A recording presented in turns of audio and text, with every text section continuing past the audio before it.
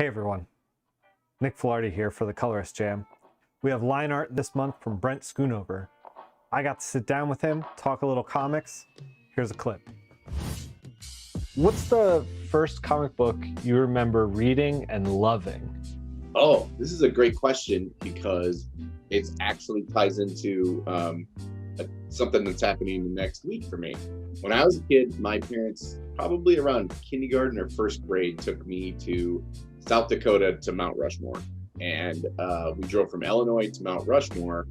And there's a place called Wall Drug that is well known in like the Midwest as this weird hokey. There's billboards all throughout every state, Iowa, Illinois, Wisconsin, for Wall Drug. And it's like, oh, this must be this impressive place to go see. And then you get there and it's just a giant hokey strip mall with like weird stuff. And it's kind of a letdown, I think, when you're a kid. You're like, this place must be amazing. And it's not. But they had comic books on a rack there, and we had been driving for quite a while. And obviously we're there. We're driving all the way back to Illinois.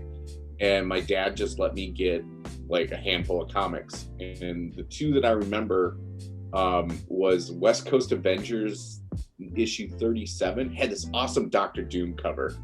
And then Incredible Hulk, like 348, and it was Hulk when he was Mr. Fix-It in his he was gray, but he was also like the Vegas bouncer guy. Man, smacking Spider-Man off a building, and I was like, whoa.